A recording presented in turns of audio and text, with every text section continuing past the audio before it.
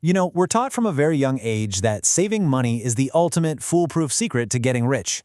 The advice is always the same, right? Put your money away, lock it up in a vault somewhere, and just watch it pile up. But what if I told you that saving alone is actually making you poorer every single year? Welcome to Mukesh Monohalan's studio. Before we dive in, please hit the like button on this explainer. Subscribe to the channel and click that bell icon so you get all our updates instantly. We're totally dedicated to bringing you the absolute best, most structured breakdowns of the concepts that directly impact your financial life. All right, today we're unpacking the wealth formula. Specifically, we're looking at the real practical difference between saving and investing. And I'm going to break down the massive, incredibly costly mistake that, honestly, about 90% of people are making right now, usually without even realizing it. Here is our roadmap for today's explainer. First, we'll tackle the saving myth. Second, saving versus investing. Third, the cost of playing it safe. Fourth, finding the balance. And finally, number 5, your action plan. Okay, let's jump right into section 1, the saving myth. To really get this, we have to clearly define what saving actually is. Saving is literally just the money you set aside to keep safe. We're talking about the cash sitting in your bank account, locked into fixed deposits, or honestly, just stuffed in a drawer at home. The whole point of saving comes down to 2 basic human needs: safety and liquidity. We crave certainty, right? You want to know the money is there, and you want to be able to grab it instantly if, say, your car breaks down on the highway or your water heater explodes in the middle of winter. That peace of mind is huge, and it's exactly why our brains kind of trick us into thinking that saving is the only thing we ever need to do. Having savings feels good. It's like a warm, cozy blanket of security. But there is a monster lurking right under the bed, and its name is inflation. Think of inflation as the silent pickpocket of the financial world. It just means the price of everything around you is slowly, constantly going up. So even though your money is technically safe in a bank account doing absolutely nothing, its real-world value, its purchasing power, is silently dropping day after day. Let's make this real for a second. Picture a crisp 100 rupee note. Today, that 100 rupees might buy you a genuinely great, filling meal at your favorite local spot.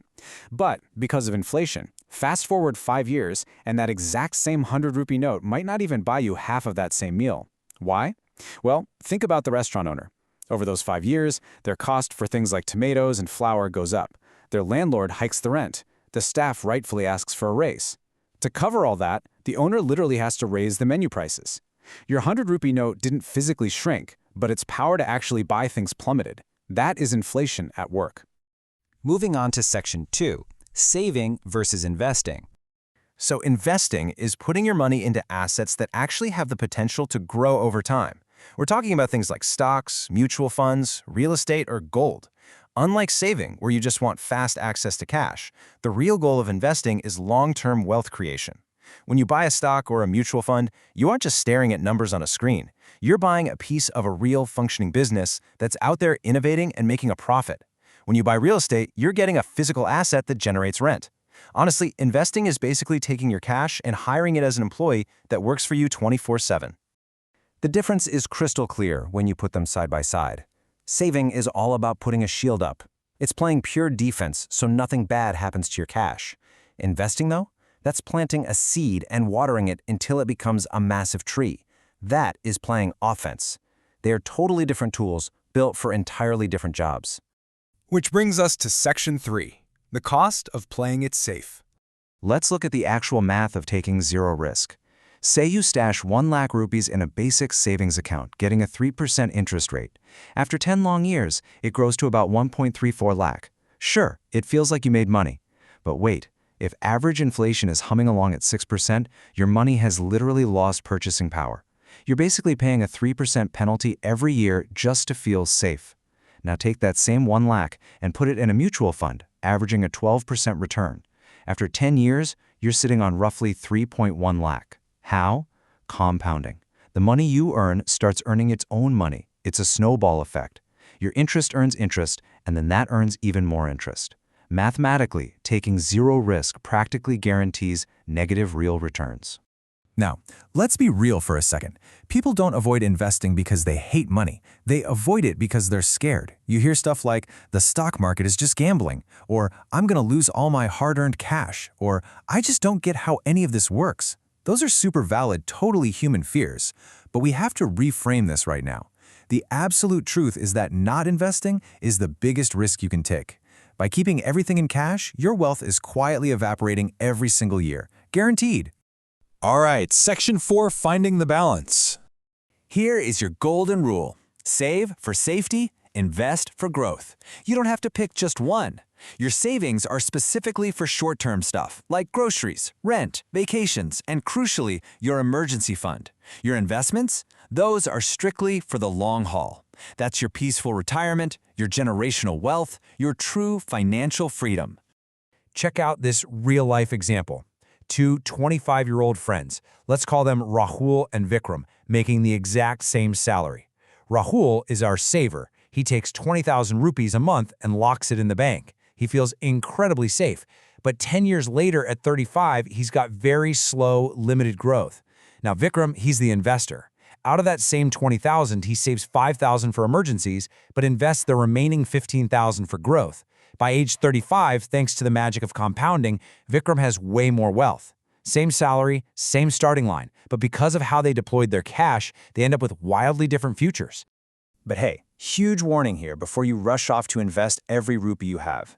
The other massive mistake people make is getting overly hyped and investing before they have any cash saved up at all. If an emergency hits, say a medical bill or a sudden job loss, and you have zero cash, you're going to be forced to sell your investments just to survive. And you might have to sell them during a market crash, locking in a huge loss. So please, always build that emergency safety net first. Okay, Section 5, your action plan. Here is your exact step-by-step checklist. Step 1, build that emergency fund. Figure out your basic monthly living expenses and park 3 to 6 months' worth in a totally safe, liquid bank account. Step 2, ruthlessly wipe out any high-interest debt like credit cards. Step 3, start investing.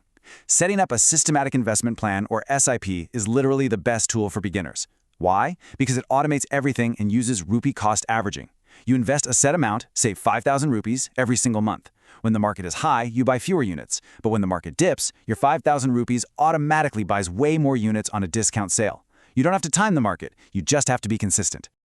To actually pull this off over the next 20 or 30 years, you need a fundamental mindset shift. You got to stop thinking, I need to save money. That just keeps you playing endless defense.